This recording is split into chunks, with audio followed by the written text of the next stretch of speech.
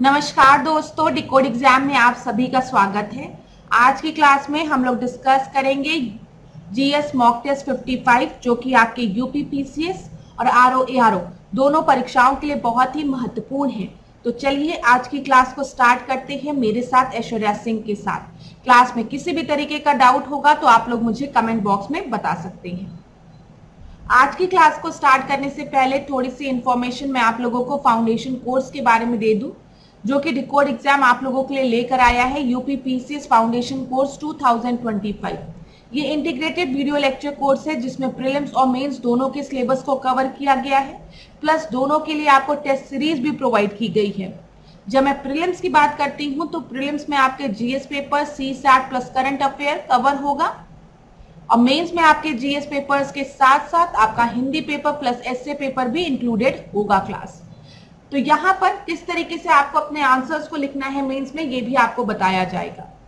तो अगर इस कोर्स से रिलेटेड आपको कोई भी इंफॉर्मेशन चाहिए तो नीचे व्हाट्सएप नंबर दिया है, इस पर आप कांटेक्ट कर सकते हैं। डिकोड एग्जाम आप लोगों के लिए UP PCS prelims 2025 test series भी लेकर आया है, जिसमें कि 12,000 से ज्यादा प्रश्न मिलेंगे आपको। दूसरा जो है वो यूपी पीसीएस मुख्य परीक्षा उत्तर लेखन क्रैश कोर्स है, जिसमें कि आपके मेंस के सिलेबस को वेरियस टॉपिक्स में डिवाइड किया गया है और हर टॉपिक से रिलेटेड क्लास आपको 5 प्रश्न ऐसे दिए जाते हैं जिसके कि आंसर्स आप हमें लिखकर सेंड करते हैं। हमारे यहाँ के फैकल्टी आपके आंसर्स को इवैल्यूएट करके आपको फीडबैक देते हैं। प्लस 5 ऐसे क्वेश्चंस होते हैं जिसके कि मॉडल आंसर्स कोचिंग द्वारा आपको प्रोवाइड किया जाता है। तो अगर हम देखें हर टॉपिक से रिलेटेड आपके पास 10 प्रश्न होते हैं प्रैक्टिस के लिए। तो क्लास अगर इन दोनों में से किसी भी कोर्स के रिगार्डिंग आपको कोई भी इंफॉर्मेशन चाहिए होगी तो नीचे जो नंबर दिया है इस पर आप कांटेक्ट कर सकते हैं। चलिए आज की क्लास का पहला प्रश्न देखते हैं।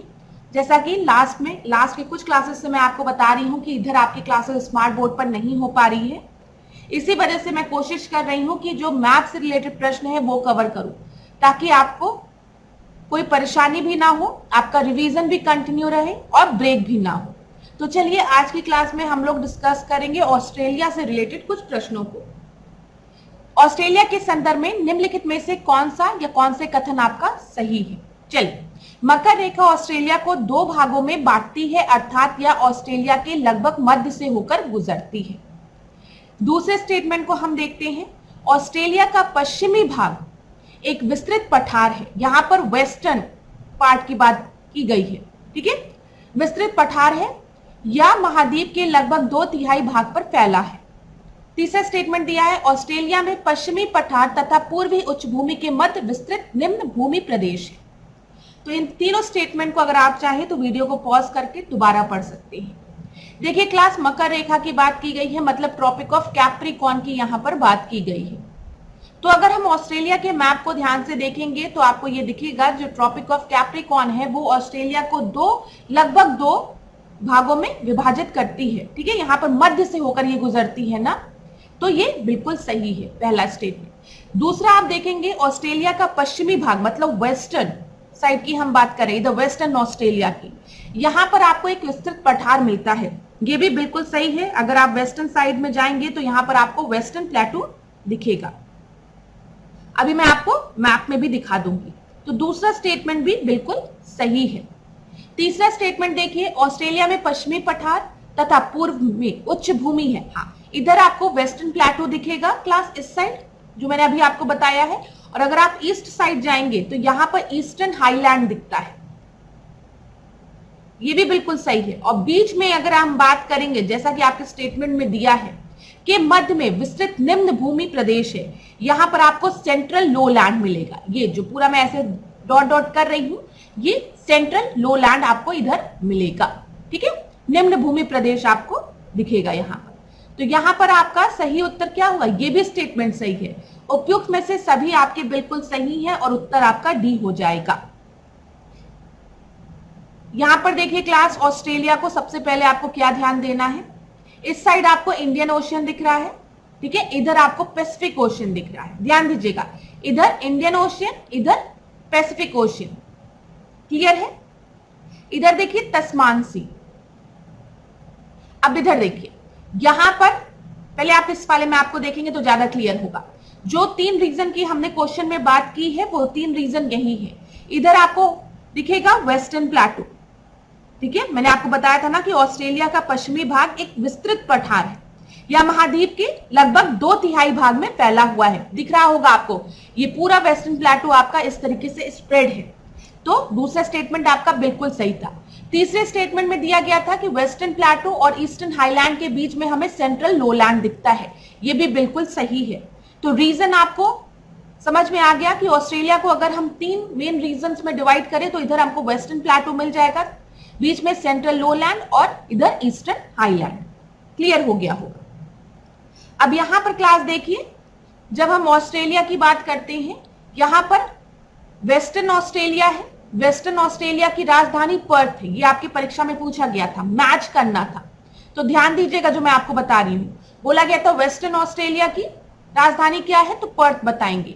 नॉर्दर्न टेरिटरी की जब हम बात करेंगे तो डार्विन, ठीक है। क्वींसलैंड, ये भी आपकी परीक्षा में पूछा गया था, ब्रिस्बेन, याद रखिएगा। जो बेन है, जो बहन है, जो बेन है वो क्वीन है, हर कोई चाहता है उसकी बहन जो है वो क्वीन बने ना, तो ब्रिस्बेन क्वीन, ब्रिस्बेन क्वीन, ठीक है। फिर उसके बाद देखिए न्यू साउथ वेल्स, तो यहां पे साउथ है, यहां पे सिडनी है, यहां पे ध्यान दीजिएगा। क्लियर है क्लास। फिर विक्टोरिया की जब हम बात करेंगे तो मेलबर्न, ये याद रखिएगा। इतनी बातें क्लियर। मैं एक बार इसमें इस स्लाइड को क्लीन कर देती हूं ताकि आपको कोई भी अगर डाउट हो तो आप पूछ भी सकते हैं, और क्लास अगर आपको स्क्रीनशॉट लेना है तो आप स्क्रीनशॉट भी ले सकते हैं। ले लीजिए स्क्रीनशॉट। ले लिया होगा आपने स्क्रीनशॉट। यहां पे आपके एग्जाम में यही प्रश्न पूछा गया था कि आपको मैच करना था, जैसे क्वींसलैंड से आपको ब्रिस्बेन को मैच करना था, विक्टोरिया से मेलबर्न को, ठीक है, वेस्टर्न ऑस्ट्रेलिया से पर्थ को, यह पूछा गया था आपकी परीक्षा में।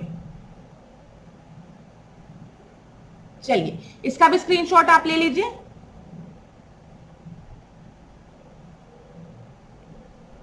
ले लिया होगा आपने। चलिए ये प्रश्न हो गया आपका। अच्छा, यहां पर एक चीज और देख लीजिए क्लास, वेस्टर्न ऑस्ट्रेलिया, ठीक है, इधर आपका नॉर्दर्न टेरिटरी है, इधर क्वींसलैंड है, इधर न्यू साउथ वेल्स है जो मैंने आपको बताया, इधर सदर्न ऑस्ट्रेलिया, इधर विक्टोरिया है। सबसे पहले तो आपको यही चीज याद रख लेनी है कि किसकी कौन सी कैपिटल है।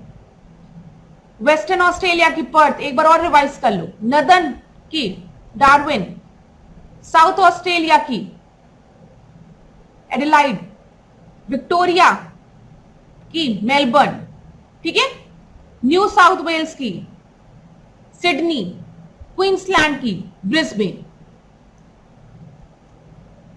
अगले प्रश्न को हम देखते हैं ध्यान से। दूसरे प्रश्न को देखिए, यह भी बड़ा है तो आराम से पढ़िएगा। ऑस्ट्रेलिया के पश्चिमी पठार से संबंधित नीचे दिए गए कथनों को ध्यानपूर्वक पढ़िए। पश्चिमी पठार का अधिकतर भाग मरुस्थल या अर्ध मरुस्थल है। दूसरा दिया गया है, पश्चिमी पठार का अधिकांश भाग सपाट और छोटी छोटी झाड़ियों से ढका हुआ है। आखिरी, यह पठार एक नवीनतम पठार है जिस कारण यहां पर खनिज संसाधनों का अभाव है। बताइए यहां पर आपका सही उत्तर क्या होगा। यहां पर ध्यान दीजिएगा क्लास, कौन सा कथन असत्य है बोला गया है, इस पर जरूर ध्यान दीजिएगा। कौन सा स्टेटमेंट आपका फॉल्स है। तो अभी हमने वेस्टर्न प्लेटूज के बारे में देखा है, पश्चिमी पठार के बारे में। तो यहां पर आपको अधिकतर भाग में डेजर्ट दिखेगा या फिर सेमी डेजर्ट दिखेगा। अगर आप इस मैप को भी देखिए क्लास यहां पर, तो यहां पर आपको डेजर्ट या सेमी डेजर्ट दिखेगा। इधर ये देखिए क्या है, ये आपको शो कर रहा है डेजर्ट या सेमी डेजर्ट आपको मिलेगा वेस्टर्न ऑस्ट्रेलिया की जब हम वेस्टर्न प्लेटूज के बारे में बात करेंगे। ये बिल्कुल सही स्टेटमेंट है। दूसरा देखिए, पश्चिमी पठार का अधिकांश भाग सपाट और छोटी छोटी झाड़ियों से ढका है, ये भी सही है। यह पठार एक नवीनतम पठार है, नहीं, ये आपका गलत है। ऑस्ट्रेलिया का जो पश्चिमी पठार है ना, वो आपका पुरानी चट्टानों से बना हुआ है, ठीक है, पुरानी चट्टानों से, ना कि नवीनतम पठार से। तो यहां पर कौन सा असत्य है पूछा गया है, इस वजह से आपका सही उत्तर हो जाएगा केवल 3। तो ये याद रहेगा क्लास, जब भी हम वेस्टर्न प्लेटूज के बारे में बात करेंगे तो पहला चीज आप याद रखेंगे कि पश्चिमी पठार का जो अधिकतर भाग है वो मरुस्थल है या फिर अर्ध मरुस्थल है, डेजर्ट है या फिर सेमी डेजर्ट है। पश्चिमी पठार के अधिकांश भाग में हम देखेंगे कि यह सपाट है और यहाँ छोटी छोटी झाड़ियां हैं, ठीक है, दूसरा फीचर। और तीसरा फीचर आपको याद रखना है, ऑस्ट्रेलिया का जो पश्चिमी पठार है ना, वो दक्कन के पठार की भांति पुरानी चट्टानों से बना हुआ है और यहाँ अनेक खनिज के बड़े भंडार भी पाए जाते हैं। अगर देखें, लौ आयस और सोना यहाँ के प्रमुख खनिज हैं। तो ये सारे फीचर्स आपको पता होना चाहिए वेस्टर्न प्लेटू से रिलेटेड। चलो आगे देखते हैं, निम्नलिखित में से कौन सी नदियां ऑस्ट्रेलिया की प्रमुख नदियां हैं। अब देखो, हम लोग नदियों से रिलेटेड प्रश्नों को कर रहे हैं, पहले भी किया है, अभी भी कर रहे हैं। तो बताओ, यहां पर सबसे पहले मर्रे दिया है, डार्लिंग दिया है, बराक दिया है, टिग्रिस दिया है। तो आपका सही उत्तर क्या हो जाएगा? यहां पर म्यूरे और डार्लिंग जो है वो ऑस्ट्रेलिया की प्रमुख नदियां हैं। ए आपका सही उत्तर हो जाएगा। मैं आपको मैप में भी दिखा देती हूं एक बार। यहां पर देखिए, म्यूरे और डार्लिंग, ठीक है, लचान, ये सब क्या है? ये सब ऑस्ट्रेलिया की नदियां हैं, ठीक है। क्लियर है क्लास? तो देखिए, मरे एवं डार्लिंग ऑस्ट्रेलिया की प्रमुख नदियां हैं। ऑस्ट्रेलिया का अधिकतर नदियां पूर्वी उच्च भूमि से निकलती है। हम पूर्वी उच्च भूमि की बात करें, अभी मैंने थोड़ी देर पहले आपको यहां पर दिखाया है, ईस्टर्न हाईलैंड्स की बात हमने की है, ठीक है। तो ईस्टर्न हाईलैंड्स की बात यहां पर की जा रही है कि ऑस्ट्रेलिया की जो अधिकतर नदियां हैं वो पूर्वी उच्च भूमि से निकलती हैं। इन नदियों के अपवाद क्षेत्र का संबंध मध्यवर्ती निम्न भूमि प्रदेश से है। चलिए आगे देखते हैं, अभी चीजें और क्लियर होंगी, बिल्कुल परेशान मत होइएगा। एक एक चीज को, एक एक पॉइंट को याद करा दूंगी मैं आपको। ग्रेट डिवाइडिंग रेंज पर्वत किस देश में स्थित है? तो बताइए, ग्रेट डिवाइडिंग रेंज कहां पर है? तो ये ऑस्ट्रेलिया में है। सी आपका सही उत्तर है। अब आपकी परीक्षा में कई बार ये पूछा गया है कि ग्रेट डिवाइडिंग रेंज कहां पर है, तो आप लोग बता देते हैं ऑस्ट्रेलिया में। लेकिन अब आपकी परीक्षा में पूछा जाता है कि ग्रेट डिवाइडिंग रेंज जो कि ऑस्ट्रेलिया में है वो किस साइड में है? नॉर्थ वेस्ट में है, साउथ ईस्ट में है, या फिर साउथ वेस्ट में है, या फिर नॉर्थ ईस्ट में है। इस तरीके से प्रश्न पूछ लिया जाता है, डायरेक्शन पूछ लिया जाता है। मैंने इसके पहले वाले एग्जाम में भी आपको बताया था, टेस्ट में बताया था कि पहले क्वेश्चन जो होते थे वो डायरेक्ट होते थे। जैसे आपसे पूछा जाता था कि जो डार्लिंग नदी है वो कहां बहती है, तो आप बता देते थे ऑस्ट्रेलिया में बहती है। लेकिन अभी परीक्षा में आपसे पूछ लिया जाएगा जो डार्लिंग नदी है वो आपका किधर बहती है, ऑस्ट्रेलिया में किस साइड बहती है, वेस्टर्न प्लेटू में बहती है, या फिर सेंट्रल लोलैंड में बहती है, या फिर ईस्टर्न हाईलैंड में बहती है। इस तरीके से प्रश्न आपका पूछ लिया जाएगा।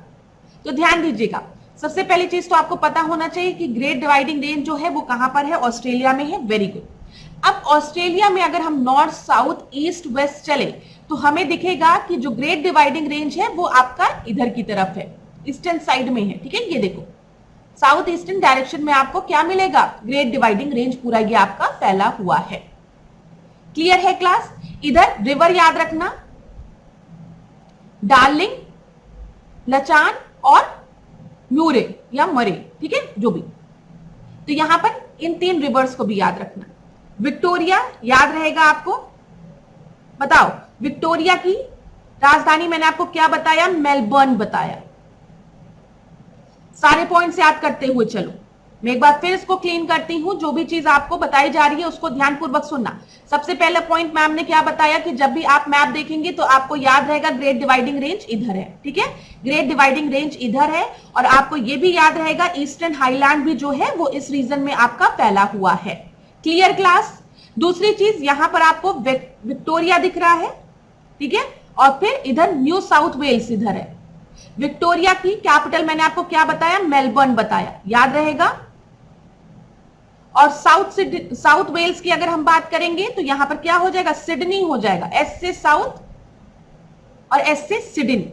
और क्वीन की बात करेंगे तो आप चाहते हैं कि आपकी जो बहन है वो क्वीन बने, तो ब्रिस्बेन हो जाएगा। बताओ, याद हो रही है चीजें? मैंने इसको ऐसे डिवाइड कर दिया है।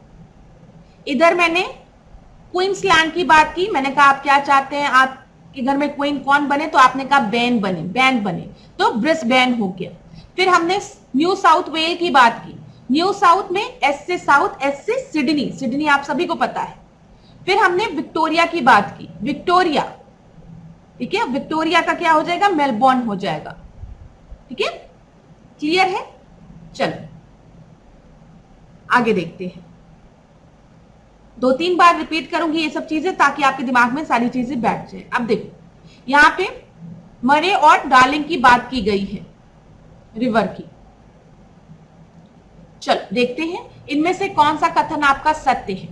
मरे एवं डार्लिंग नदियां के द्रोणिया अपवाद क्षेत्र का संबंध मध्यवर्ती निम्न भूमि से है।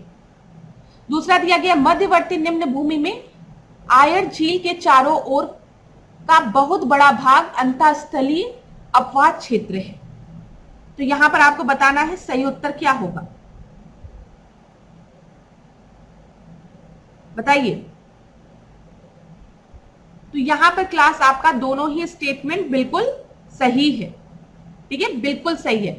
मैंने आपको बताया कि जब हम मरे एवं डार्लिंग नदियों की बात करेंगे, जब हम नदियों की बात करेंगे तो आप याद रखेंगे कि ऑस्ट्रेलिया की जो प्रमुख नदियां हैं ना, अधिकतर जो नदियां हैं ना, वो पूर्वी उच्च भूमि से, ईस्टर्न हाईलैंड से निकलती हैं, और इनका जो अपवाद क्षेत्र होता है, जो ये फ्लो करती हैं, किधर की तरफ फ्लो करती हैं, अगर ये आपका ईस्टर्न हाईलैंड है, इधर से ये निकल रही है, तो इनका जो अपवाद क्षेत्र है, जो फ्लो का क्षेत्र है, वो आपका मध्यवर्ती निम्न भूमि की तरफ है। तो ये द्रोणीय अपवाद क्षेत्र का संबंध मध्यवर्ती निम्न भूमि की तरफ है। तो ये आपको पता चल गया, हम लोग यहाँ पर ये स्टेटमेंट बिल्कुल सही है, मैंने पहले भी आपको बताया है। और मध्यवर्ती निम्न भूमि प्रदेश में आयर झील के चारों ओर का बहुत बड़ा भाग अंतःस्थलीय अपवाद क्षेत्र है, ये भी सही है। तो यहाँ पर सी आपका सही उत्तर होगा।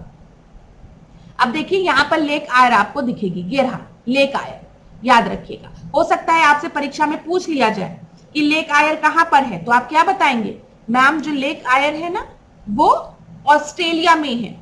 तो मैंने कहा वेरी गुड, चलो इतना तो तुम लोग को पता है कि लेक आयर जो है वो ऑस्ट्रेलिया में है। अब मुझे बताओ लेक आयर किधर है ऑस्ट्रेलिया में, तो आप बताएंगे सेंट्रल लोलैंड में, ठीक है, क्लियर है क्लास। तो परीक्षा में प्रश्न कैसे भी पूछा जा सकता है। ग्रेट डिवाइडिंग रेंज के जब हम बारे में बात करेंगे तो आप बताएंगे ग्रेट डिवाइडिंग रेंज जो है वो ईस्टर्न हाईलैंड में है, ठीक है। अब यहां पर देख लो कौन कौन से रिवर है, इधर डार्लिंग है, लचान है और मरे है या म्यूरे है। ये चीज क्लियर हो गई। चलो आगे बढ़ते हैं। चलिए इस प्रश्न को देखते हैं, ऑस्ट्रेलिया की ग्रेट बैरियर रीफ किस महासागर में है। तो इसको समझने के लिए हम लोग एक छोटा सा ऑस्ट्रेलिया का मैप बनाते हैं। यहां पर आपको पता है इंडियन ओशियन है और इधर पैसिफिक ओशियन है, प्रशांत महासागर है। और अगर हम ग्रेट बैरियर रीफ को देखेंगे तो ग्रेट बैरियर रीफ हमें इस तरफ दिखेगी। तो प्रश्न पूछा गया है ऑस्ट्रेलिया की ग्रेट बैरियर रीफ किस महासागर में है, तो आप क्या उत्तर देंगे, ऑस्ट्रेलिया की जो ग्रेट बैरियर रीफ है वो प्रशांत महासागर में है। यहां पर क्लास एक बार मैप में हम लोग देख लेते हैं। इधर आपको इंडियन ओशियन दिख रहा है, ठीक है, इधर आपको पैसिफिक ओशियन दिखेगा, ये पैसिफिक ओशियन है। और ग्रेट बैरियर रीफ किधर है, इधर की तरफ।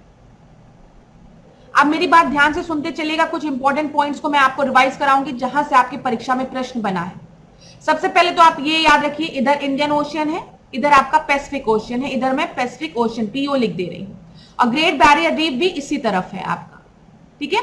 अब मैंने आपको बता दिया यहां पर कुछ रिवर के बारे में, डार्लिंग रिवर के बारे में, लचान रिवर के बारे में और मरे रिवर के बारे में, याद रखिएगा, इंपॉर्टेंट चीज है क्लास।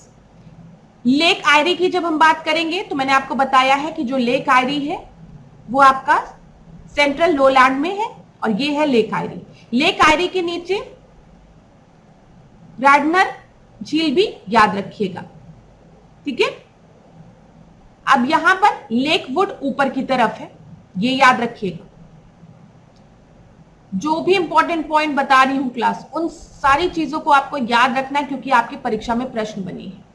अब ध्यान दीजिएगा, जब हम ऑस्ट्रेलिया को डिस्कस करते हैं तो ऊपर की तरफ हम देखते हैं, हो सकता है नॉर्थ टू साउथ या साउथ टू नॉर्थ आपको अरेंज करने को दे दे। तो इधर सबसे पहले आपको तिमोर सी दिख रही होगी, ठीक है। फिर इसके बाद इधर अगर आप आएंगे तो अराकुरा सी आपको दिखेगी। फिर इधर गल्फ ऑफ कार्पेंटेरिया दिखेगा और इधर कोरल सी दिखेगा। ये याद करिए क्लास, इंपॉर्टेंट है। सबसे पहले इंडियन ओशियन इधर की तरफ आपको दिखेगा ही, तो इधर आपको तिमोर सी दिखेगी पहली चीज, दूसरी अराकुरा सी दिखेगी, तीसरी आपको गल्फ ऑफ कार्पेंटेरिया। याद रखिएगा गल्फ ऑफ कार्पेंटेरिया में अगर हम देखें तो गिलबर्ट और मिचेल रिवर जो है वो गल्फ ऑफ कार्पेंटेरिया में जाकर गिर रही है। मिचेल और गिलबर्ट याद रखिएगा। गल्फ ऑफ कार्पेंटेरिया किधर है, इधर की तरफ है, और इधर आपको कोरल सी दिख रहा है। ठीक है क्लास, चलो अगला प्रश्न हम देखते हैं। नीचे दिए गए कथन एवं कारण को ध्यानपूर्वक पढ़ना है। ऑस्ट्रेलिया के भीतरी भागों में गर्म मरुस्थलों की तरह जलवायु पाई जाती है। ऑस्ट्रेलिया की पूर्वी उच्च भूमि वर्षा कराने वाली पवनों के लिए रुकावट पैदा करती है। अब मुझे बताओ, यहां पर हमने बात की थी ईस्टर्न हाईलैंड्स की बात की थी। जब ईस्टर्न हाईलैंड्स इधर क्या है, इधर आपका ईस्टर्न हाईलैंड्स है, तो बोल रहा है कि जो ईस्टर्न हाईलैंड्स है वो एक तरीके का रुकावट पैदा करती हैं पवनों के लिए। तो इधर से जो भी पवन आपकी आ रही होगी, आपको पता है इस साइड आपको पैसिफिक ओशियन दिख रहा है, जल दिख रहा है, पानी दिख रहा है, तो अगर जो पवनें हैं वो अपने साथ क्या लेंगी, वेपर्स को लेकर आएंगी, लेकिन जो हाईलैंड से वो क्या करेंगे, रुकावट का काम करेंगे, जिसकी वजह से जो अधिकतर वर्षा है वो इस तरफ हो जाएगी और इधर का जो रीजन है वो आपको ड्राई रीजन मिलेगा। ठीक है, तो हम कह सकते हैं ऑस्ट्रेलिया के भीतरी भागों में गर्म मरुस्थल की तरह जलवायु पाई जाती है। क्यों? क्योंकि ऑस्ट्रेलिया की पूर्वी उच्च भूमि वर्षा कराने वाली पवनों के लिए एक रुकावट पैदा करती है। बिल्कुल सही है, स्टेटमेंट आपका क्या सही हो जाएगा, ए आपका सही स्टेटमेंट हो जाएगा। अगला प्रश्न हम देखें। ऑस्ट्रेलिया में शीतोष्ण कटिबंधीय घास भूमियां जो कि मे एवं डार्लिंग नदियों की द्रोणी में फैली हुई हैं, उन्हें हम किस नाम से जानते हैं? तो बताइए, टेम्परेट ग्रासलैंड्स की बात यहां पर की गई है, तो ये जो टेम्परेट ग्रासलैंड्स हैं वो आपके किधर की तरफ है? ऑस्ट्रेलिया के मैप में देखिए, इधर जिधर आपका म्यूरे है, डार्लिंग है, ठीक है, इस साइड आपको मिलेगा। तो इस ग्रासलैंड को हम क्या कहते हैं? इसको हम लोग डाउन्स कहते हैं। तो सी आपका सही उत्तर है। क्लियर है क्लास? आपकी परीक्षा में कई बार पूछा गया है, तो ध्यान दीजिएगा। बस मैं आपको यह बताना चाह रही हूं कि पहले भी ये सब प्रश्न पूछा जाता था कि ग्रासलैंड कहां पर कौन सा है, लेकिन अब क्या है, अब हो सकता है आपसे पूछ ले कि किस रीजन में ये ग्रासलैंड है, तो इसीलिए रीजन बहुत इंपॉर्टेंट है। अगला देखिए, great dividing range mainly runs through which of the following Australian states. तो अब मुझे जल्दी से बताइए यहां पर सही उत्तर क्या होगा। मैंने जब आपको ऑस्ट्रेलिया का मैप दिखाया, देखिए क्लास बहुत सुंदर ड्राइंग तो नहीं है, लेकिन आपको एक्सप्लेन कर सकती हूं मैं थोड़ा बहुत। तो यहां पर मैंने जब आपको बताया था, तो मैंने आपको ग्रेट डिवाइडिंग रेंज इधर की तरफ दिखाई थी ना, और इधर मैंने आपको बताया था क्या है, जल्दी बताओ, विक्टोरिया है। विक्टोरिया की राजधानी क्या है? मेलबर्न है ना। फिर इसके इस साइड मैंने आपको क्या बताया था कि ये क्या है, ये न्यू साउथ वेल है। याद रखो क्लास, इसीलिए बार बार रिपीट कर रही हूं, न्यू साउथ वेल है। और मैंने आपको बताया था न्यू साउथ वेल में ये एस से साउथ और एस से क्या है, सिडनी, याद रखना है। और अगर इसके ऊपर वाले रीजन को हम देखेंगे ये ऐसे, तो ये क्या है, ये आपका क्वींसलैंड है। और आप क्या चाहते हैं कि आपके यहां क्वीन कौन बने? बेन बने। बेन बने ना, तो ब्रिस्बेन हो गया। और अगर यहां पर क्लास में ग्रेट डिवाइडिंग रेंज को ड्रॉ करूं, तो इधर की तरफ आपको ग्रेट डिवाइडिंग रेंज दिखता है। तो हम कह सकते हैं ग्रेट डिवाइडिंग रेंज जो है वो किन किन स्टेट्स में रन करता है? तो वो आपका न्यू साउथ वेल में, ठीक है, विक्टोरिया में और क्वींसलैंड में। तो ए आपका सही उत्तर हो गया। क्लियर है? यहां पर देख लो, अगर हम ग्रेट डिवाइडिंग रेंज को देखेंगे तो ग्रेट डिवाइडिंग रेंज कुछ इस तरीके से आपको दिखता है, यहां पे जो मैंने ड्रॉ किया है, ठीक है। और यहां पर क्वींसलैंड में ये लाई कर रहा है, जिसकी कैपिटल ब्रिस्बेन है। न्यू साउथ वेल्स की कैपिटल सिडनी हो गया, विक्टोरिया की मेलबर्न हो गया। तो न्यू साउथ वेल याद रखिएगा कि कैपिटल सिडनी और विक्टोरिया की मेलबर्न और क्वींसलैंड की ब्रिस्बेन। तो यहां पर कैपिटल के साथ साथ आपको यह भी याद रखना है कि ग्रेट डिवाइडिंग रेंज जो है वो आपका ऑस्ट्रेलिया के किन किन राज्यों से होकर गुजरता है। क्वींसलैंड, न्यू साउथ वेल, और मेलबर्न। मतलब यहाँ पे मेलबर्न तो आपकी विक्टोरिया की कैपिटल है। Clear class? क्लियर ना? चलो अगला प्रश्न देखते हैं, याद हो रहा होगा अब आप। दूसरा देखिए, which major river originate from the great dividing range. तो बताइए कौन सी रिवर आपकी ओरिजिनेट करती है ग्रेट डिवाइडिंग रेंज से। तो अभी हमने देखा म्यूरे एंड डार्लिंग, म्यूरे एंड डार्लिंग, ठीक है, याद रखिएगा। सी आपका सही उत्तर है। अगला देखते हैं, the highest peak in the great dividing range is. तो यहां पर बताइए आपका सही उत्तर क्या होगा। तो यहां पर माउंट कोसियोस्को जो है वो आपकी हाईएस्ट पीक है ग्रेट डिवाइडिंग रेंज में, ठीक है, ए आपका सही उत्तर है। अगला प्रश्न देखिए, ऑस्ट्रेलिया के संदर्भ में निम्नलिखित में से कौन से कथन सत्य है। विश्व में ऑस्ट्रेलिया बॉक्साइट का सबसे बड़ा उत्पादक है और कलगुल्ली सोना खनन का एक प्रमुख क्षेत्र है। तो ध्यान दीजिएगा, ये बिल्कुल सही है। विश्व में अगर हम देखेंगे सबसे ज्यादा बॉक्साइट कहां होता है, ऑस्ट्रेलिया में होता है, ठीक है। कलगुल्ली जो है वो सोना खनन का एक प्रमुख क्षेत्र है, ये भी सही है। तो यहां पर आपका सही उत्तर क्या हो जाएगा, 1 और 2 दोनों बिल्कुल ही सही उत्तर है। चलो आगे बढ़े। Which is the longest river in Australia. यहां पे याद रखिएगा म्यूरे रिवर, ठीक है, मरे रिवर, ठीक है। तो यहां पर आपका सही उत्तर सी हो जाएगा।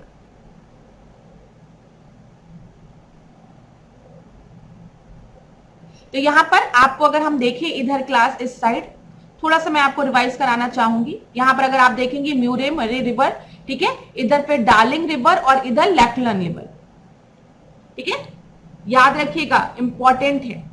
तो यहां पर सी आपका बिल्कुल सही उत्तर है। अगला प्रश्न देखिए, जो मरे रिवर है, म्यूरे रिवर है, मरे म्यूरे रिवर जो है बोला गया है वो आपके ऑस्ट्रेलिया में किन किन स्टेट से होकर गुजरती है। तो यहां पर तो मैंने आपको याद करा दिया है, इधर आपका विक्टोरिया है जिसकी की कैपिटल क्या है, मेलबर्न है। इधर अगर आप देखेंगे तो न्यू साउथ वेल है जिसकी की कैपिटल सिडनी है, ठीक है। फिर इधर क्वींसलैंड है जिसकी ब्रिस्बेन है, याद है क्लास।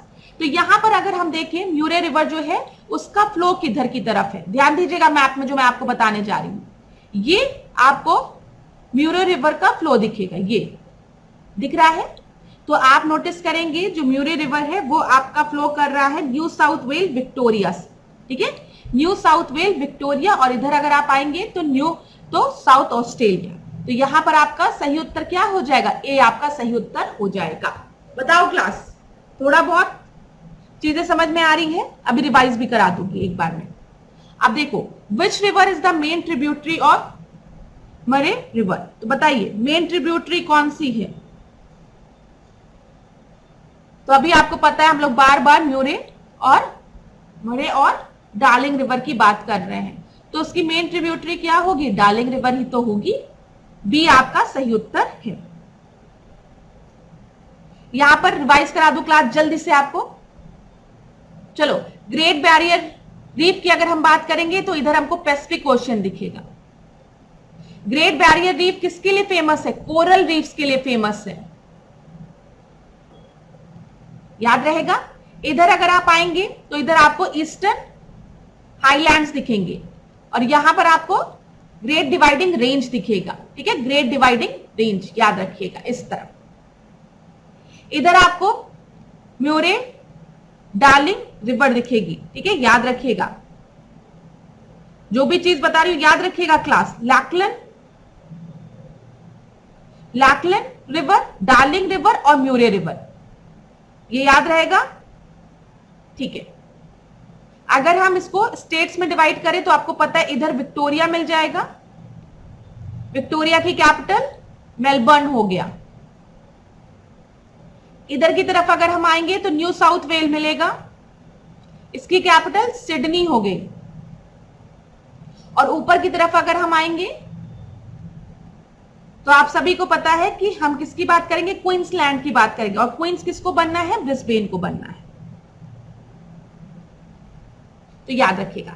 इधर ही अगर हम लो लैंड की बात करेंगे, सेंट्रल लो लैंड की, तो लेक आयरी याद रखिएगा, पूछा जा सकता है पेपर में। अच्छा, लेक डिसअपॉइंटमेंट कहां पर है, ये भी ऑस्ट्रेलिया में है, याद रखिएगा।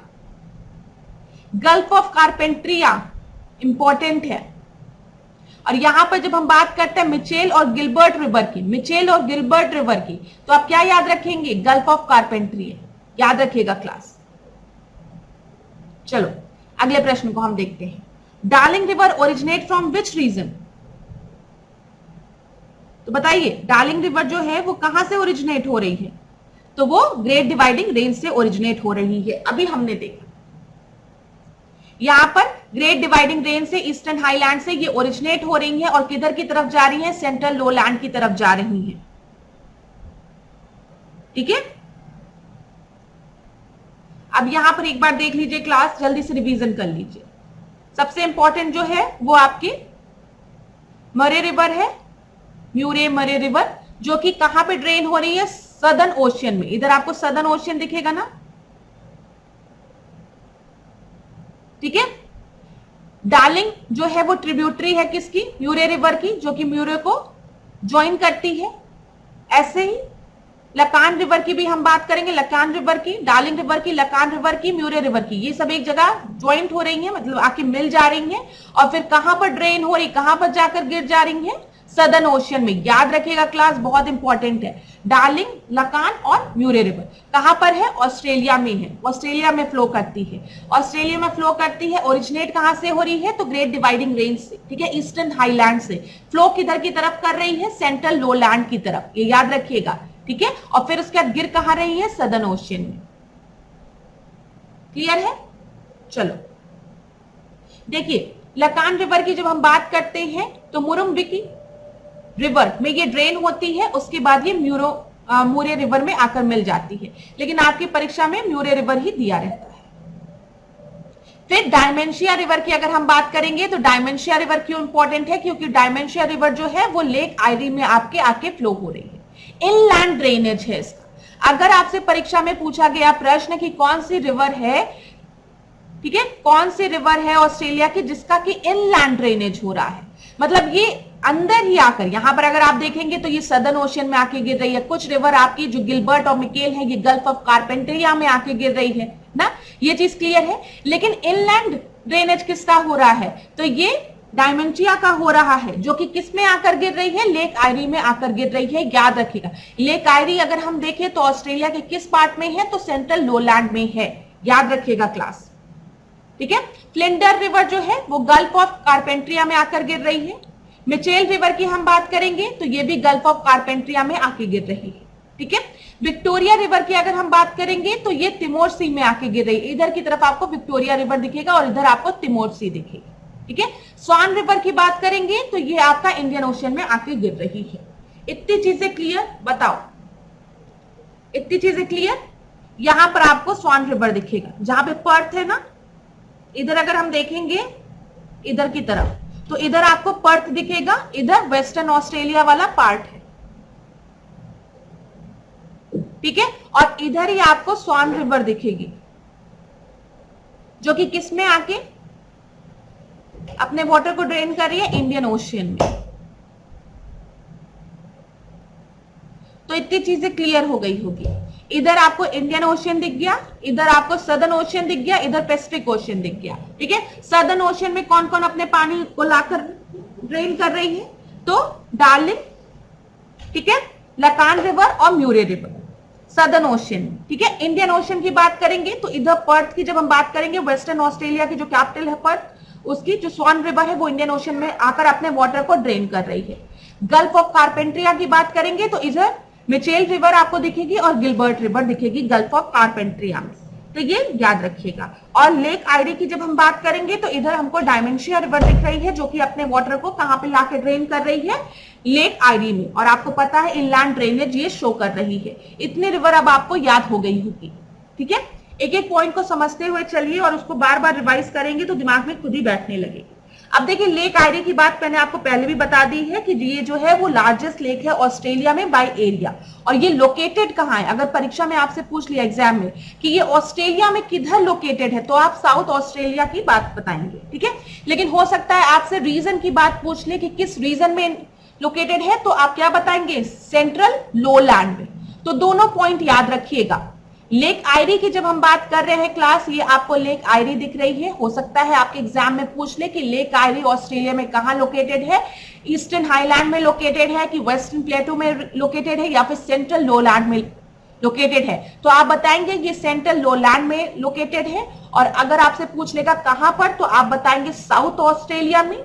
और अगर एक प्रश्न आपसे पूछ लिया कि लेक आयरी में कौन सी रिवर अपने वाटर को ड्रेन कर रही है, ठीक है, इनलैंड ड्रेनेज शो कर रही है, तो आप क्या बताएंगे, डायमेंशिया, ठीक है, रिवर डायमेंशिया के बारे में आप बताएंगे। ये सारे पॉइंट्स मैंने आपको बता दिए। डायमेंटिया, डायमेंटिना, ठीक है, ये याद रखिएगा, डायमेंटिना से याद रखिएगा इसको।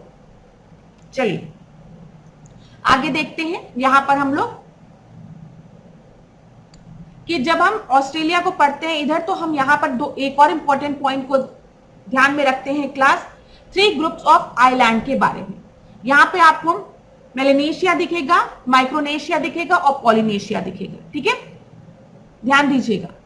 3 ग्रुप ऑफ आइलैंड की बात हम कर रहे हैं। यहां पर माइक्रोनेशिया है, यहां पे मेलेनेशिया है और यहां पर पॉलिनेशिया है। ये भी इंपॉर्टेंट है। इन तीनों में आपको ट्रॉपिकल वेट क्लाइमेट देखने को मिलेगा। इतनी चीज क्लियर हो गई ना क्लास? अच्छा, यहां पर एक चीज आपको याद रखना है कि जब हम लेक आयरी की बात कर रहे थे, इनलैंड ड्रेनेज की बात कर रहे थे, तो ये डायमंटिना है, ठीक है, डायमंटिना है। अब मैंने अपने समय में इसको डायमेंशिया एक डिजीज होती है उससे करके याद रखा था, तो मुझे ऐसे याद है, लेकिन आप लोग डायमंटिना बोलिएगा, ठीक है, डायमंटिना। लेकिन अब आप लोगों को भी याद हो गया होगा जो मैं बताना चाह रही हूं। अब यहां पर हम लोग दक्षिण अमेरिका से रिलेटेड कुछ प्रश्नों को देखेंगे, लेकिन उसके पहले मैं आपको एक बार ऑस्ट्रेलिया के मैप को फिर से रिवाइज कराना चाहूंगी ताकि रिवीजन हो जाए, कुछ पॉइंट्स आपके दिमाग में बैठ जाए। ध्यान से देखिएगा जो भी पॉइंट्स मैं आपको बताने जा रही हूं क्लास। सबसे पहले यहां पर जब भी ऑस्ट्रेलिया के मैप को आप ध्यान से देखेंगे तो आप इधर ध्यान दीजिएगा, इधर आपको इंडियन ओशियन दिखेगा, ठीक है, इधर आपको सदर्न ओशियन दिखेगा, इधर आपको पैसिफिक ओशियन दिखेगा, ठीक है, क्लियर है। दूसरा पॉइंट आप ध्यान में देंगे कि हमने इसको कितने स्टेट्स में डिवाइड किया है, तो Western Australia, Northern Territory, Southern Australia, Queensland, New South Wales और विक्टोरिया, याद रखिएगा। इधर देख लीजिए, जब हम बात करेंगे वेस्टर्न ऑस्ट्रेलिया की, तो यहां पर आपको पर्थ पता होना चाहिए, और इधर ही आप याद रखिएगा रिवर स्वान, ठीक है, जो कि कहां पे जाकर अपने वाटर को गिरा रहा है, इंडियन ओशियन में, इंपॉर्टेंट है, याद रखिएगा। फिर उसके बाद मैंने आपको बताया इधर नॉर्दर्न टेरिटरी, जिसकी की कैपिटल आपकी डार्विन हो गई। इधर क्वींसलैंड, न्यू साउथ वेल और विक्टोरिया। विक्टोरिया की कौन सी कैपिटल है, मेलबर्न है। न्यू साउथ वेल की जब हम बात करेंगे तो सिडनी, क्वींसलैंड की ब्रिस्बेन, याद रहेगा। यहीं पर आप लोग ध्यान दीजिएगा, एक और मैप में दिखाती हूं। इधर ईस्टर्न हाईलैंड आपका हो गया, जो चीजें मैंने आपको पढ़ाई है वही मैं रिवाइज करा रही हूं। ईस्टर्न हाईलैंड में इधर आपको ग्रेट डिवाइडिंग रेंज दिखेगी, और इधर आपको 3 मेन रिवर्स दिखेगी जो यहां से ओरिजिनेट करते हुए सेंट्रल हाईलैंड की तरफ आपकी जा रही है। उसमें आपका म्यूरे हो गया, डार्लिंग हो गया और लकलान हो गया, ठीक है, ये याद रखिएगा। और ये अपने वाटर को कहां पर ड्रेन कर रही है, सदर्न ओशियन में। इधर वेस्टर्न प्लेटो में मैंने आपको स्वान रिवर बता दिया, जो कि पर्थ से होकर गुजरी इंडियन ओशियन में, ठीक है। इधर अगर आप देखेंगे तो गल्फ ऑफ कारपेंट्रिया आपको दिखेगा, ठीक है। यहां पर आपको मैं मैप के थ्रू दिखा देती हूं ताकि ज्यादा अच्छे से क्लियर हो। यहां पर देखिए गल्फ ऑफ कारपेंट्रिया, इधर आपको मिचेल रिवर दिख रही है, इधर गिलबर्ट रिवर दिख रही है, जो कि अपने पानी को गल्फ ऑफ कारपेंट्रिया में डाल रही है। इधर डार्लिंग, लकलान, म्यूरे रिवर, ठीक है। फिर इधर आपको मैंने बता दिया, यहां पर आपका स्वान रिवर है, क्लियर है क्लास। इधर लेक आयरी है, लेक आयरी में डायमेंटिना, ठीक है। इसको मैं इतनी देर से, जैसे मैंने अपने समय में याद किया था डायमेंशिया करके, कि जो आयरी है आप कमजोर हो जाती है डायमेंशिया में, उसी को मैं बार बार बता रही थी। देखिए एग्जाम में आपको नहीं याद रहता है तो मैं भी आपको ट्रिक बता देती हूँ। डायमेंशिया एक बीमारी होती है जिसमें कि आपका ब्रेन जो होता है वो श्रिंक होने लगता है, जिसकी वजह से आंख से की जो रोशनी होती है वो भी कम होने लगती है। तो उस समय मैंने याद किया था कि लेक आयरी जो है उसमें डायमेंटिना का पानी आके गिरता है, ठीक है। तो अब एग्जाम में नहीं याद रहेगा तो डायमेंशिया, लेक आयरी, डायमेंशिया करके याद रखा था और उसी को मैं बोल रही थी, तो इसको डायमेंटिना कर लीजिएगा आप लोग प्लीज क्लास, ठीक है। अब आप लोग ध्यान दीजिएगा इस पे। और यहाँ पर इतनी चीजें, इतने पॉइंट्स अभी आपको याद हो गए होंगे। लेक वुड भी आप लोग याद रखिएगा। आने वाली क्लासेस में हम और पॉइंट्स को भी डिस्कस करेंगे, उसकी चिंता आप लोग बिल्कुल नहीं करेंगे। अब आगे बढ़ते हैं, थोड़ा सा कुछ और पुराने पॉइंट्स को हम लोग रिवाइज कर लेते हैं क्लास, जो कि आपकी परीक्षा के लिए इंपॉर्टेंट है। तो यहां पर ध्यान दीजिएगा, जो मैं आपको बताने जा रही हूं, दक्षिण अमेरिका से रिलेटेड प्रश्नों को हम देख लेते हैं। अब ये रिवीजन कराऊंगी मैंने आपको पहले भी कराया है। इसमें क्या दिया गया है, नीचे दिए गए दक्षिण अमेरिकी देशों पर विचार करिए, कौन सा आपका स्थल देश है, मतलब लैंडलॉक्ड कंट्री के बारे में बोला गया है। पहले भी डिस्कस किया है, मैंने आपको बताया है कि जब हम दक्षिण अमेरिका की बात करेंगे तो यहां पर खाली दो आपके लैंडलॉक्ड कंट्री है, एक पैराग्वे है और दूसरा आपका क्या है, बोलीविया है। ठीक है, तो 2 और 3 आपका सही उत्तर हो जाएगा। मैप में देख लीजिए, ये मैंने डिस्कस किया है, इसी वजह से जल्दी रिवाइज कराऊंगी। साउथ अमेरिका की बात हम कर रहे हैं, यहां पर आपको दिखेगा बोलीविया और पैराग्वे जो है, यही एक 2 ऐसे देश है दक्षिण अमेरिका में जो कि आपके लैंडलॉक्ड है। ठीक है, क्लियर है क्या है क्लास? चलो, लैंडलॉक्ड की हम बात कर रहे हैं। अगला प्रश्न हम देखते हैं, निम्नलिखित में से कौन सी विश्व की सबसे लंबी पर्वतमाला है? तो ये मैंने आपको पहले भी बताया है, सबसे लंबी पर्वतमाला जो है वो आपकी एंडीज है। सी आपका सही उत्तर है। अगर हम देखें तो एंडीज कहां कहां पे आपकी विस्तृत है, तो वेनेजुला में है, फिर उसके बाद कोलंबिया में, बताओ, फिर इक्वाडोर में, फिर उसके बाद यहां पर हम देखें पेरू, बोलीविया, चिली, अर्जेंटीना। यहां पर मैप में देख लें, ये देखो, Venezuela, Colombia, Ecuador, Peru, Bolivia, Chile और अर्जेंटीना। यहां पर आपको याद क्या रखना है, अगर एग्जाम में आपको कंफ्यूज किया गया कि जो एंडीज पर्वतमाला है वो ब्राजील में भी आपकी विस्तृत है, तो आप क्या कहेंगे, नहीं, ब्राजील में विस्तृत नहीं है एंडीज, याद रखिएगा क्लास। ठीक है, फिर उसके बाद आप यहां देखेंगे कि पैराग्वे में विस्तृत है, नहीं, उरुग्वे में विस्तृत है, नहीं। तो एंडीज पर्वतमाला आपकी ना ही ब्राजील में है, ना ही पैराग्वे में है, ना ही उरुग्वे में है। याद रखिएगा ये चीज। एंडीज पर्वतमाला कहां कहां विस्तृत है, वेनेजुला में, कोलंबिया में, इक्वाडोर में, पेरू में, बोलीविया में और चिली, अर्जेंटीना में। क्लियर है क्लास? माउंट एकांकागुआ जो है वो इसकी हाईएस्ट पीक है, ये भी याद रखिएगा। अब यहीं पर आपको एक लेक दिखता है, लेक टिटिकाका, ये देखिए लेक टिटिकाका, जो कि आपके पेरू और बोलीविया के मध्य में है और ये हाईएस्ट नेविगेबल लेक है। याद रखिएगा, परीक्षा में कई बार पूछा गया है।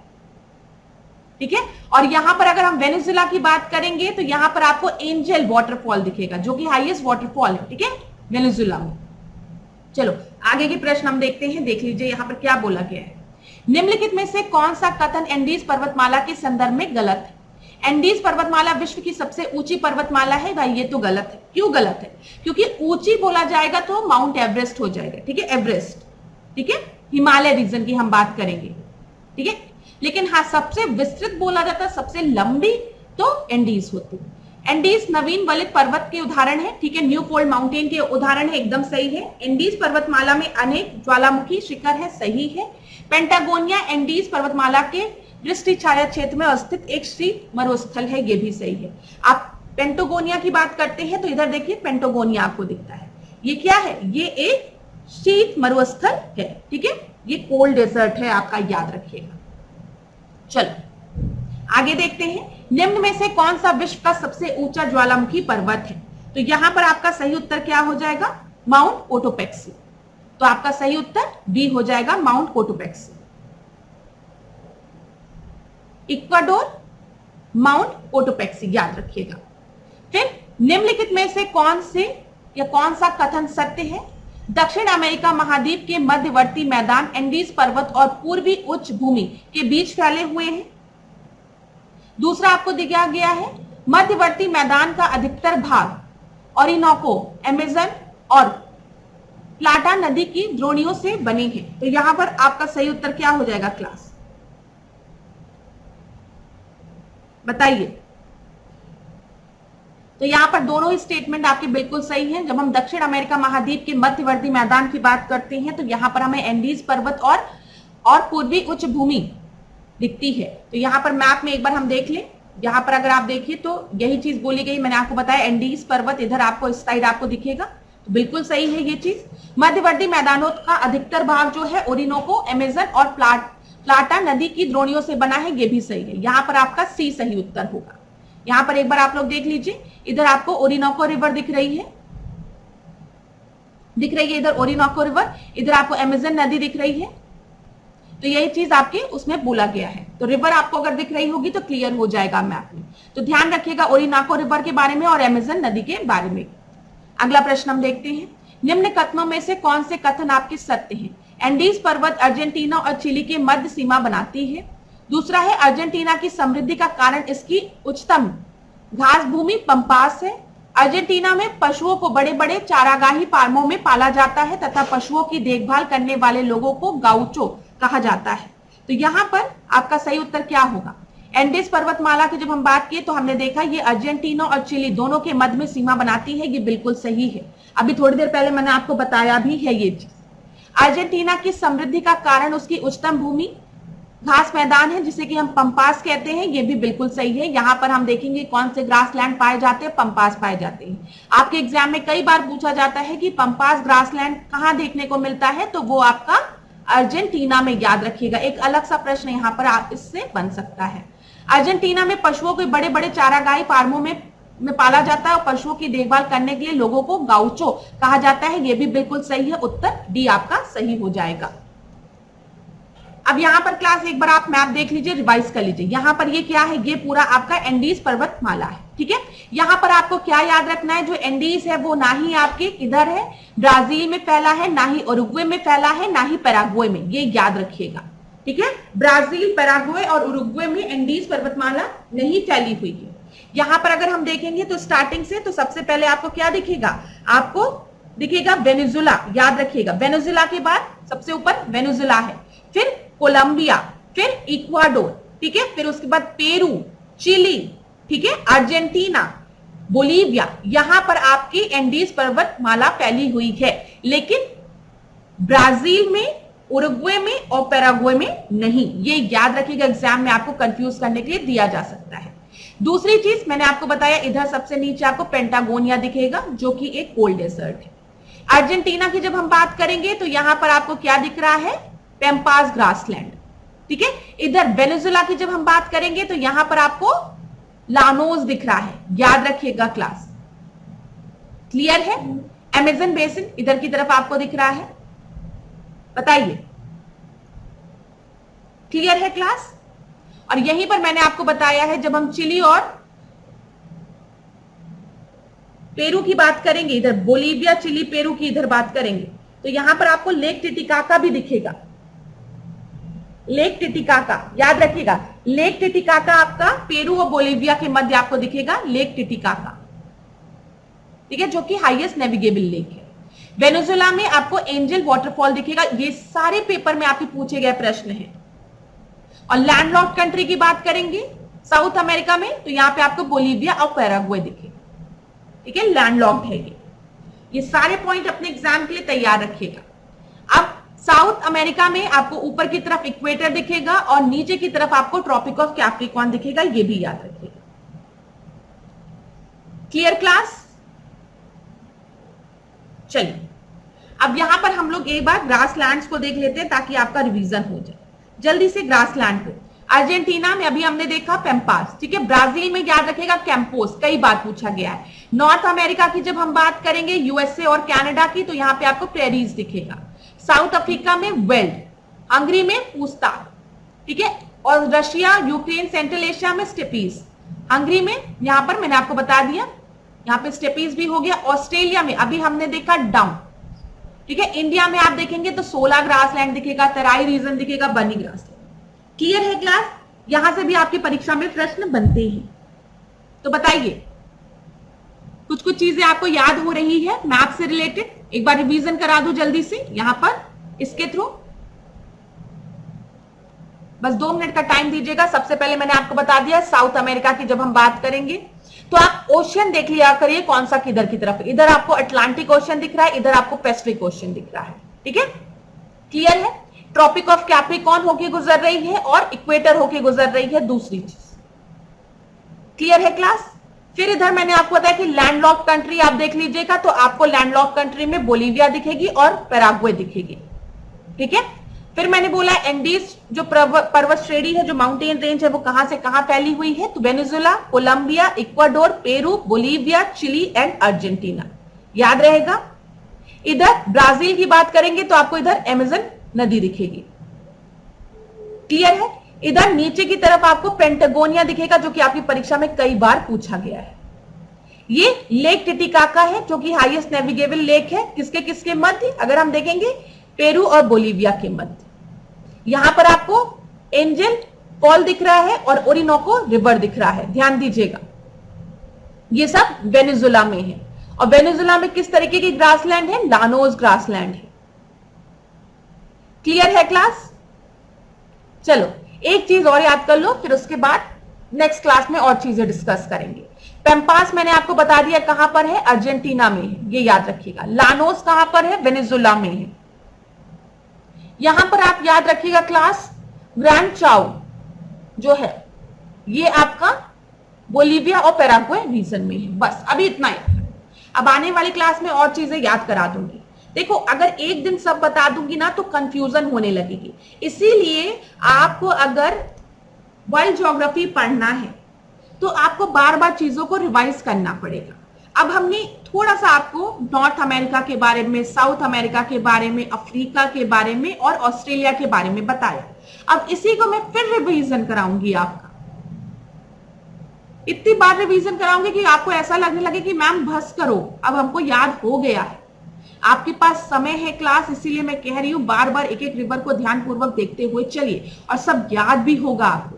पहली बार हो सकता है कुछ कम पॉइंट याद हो, लेकिन दूसरे लेक्चर में और पॉइंट्स याद होंगे, तीसरे लेक्चर में और पॉइंट्स याद होंगे, और एक समय ऐसा आएगा कि आपको वर्ल्ड ज्योग्राफी को रिवाइज करने में एक भी मैप अगर आपने खोला, जैसे आप मान के चलिए आपने साउथ अमेरिका का मैप खोला अपने सामने एटलस, तो आप खुद बता देंगे कि मैम देखिए यहाँ पे ये रिवर है, यहाँ पे ये रिवर है, यहाँ पे ये आप खुद बता दो। आपको 5 मिनट लगेंगे रिवाइज करने में, लेकिन इसको पढ़ने में थोड़ा समय लगता है और आप पे बहुत ज्यादा बर्डन ना हो, इसीलिए मैं सारी चीजें एक बार में नहीं बताती। मैं चीजों को थोड़ा तोड़ तोड़ के समझा के आपको बताने का प्रयास कर रही हूँ, ताकि चीजें आपको याद भी होती जाए।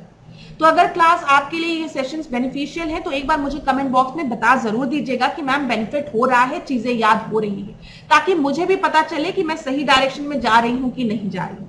देखिए क्लास में, हर क्लास में एक ही लाइन कहती हूँ कि असफलता एक चुनौती है, स्वीकार करो, क्या कमी रह गई देखो और सुधार करो। तो ये जो कमी देखना है और उसको सुधारना है वो खाली विद्यार्थियों को नहीं, ठीक है, ये खाली आपकी रिस्पॉन्सिबिलिटी नहीं है कि आपको अपनी कमी देखनी है, आपको सुधारनी है।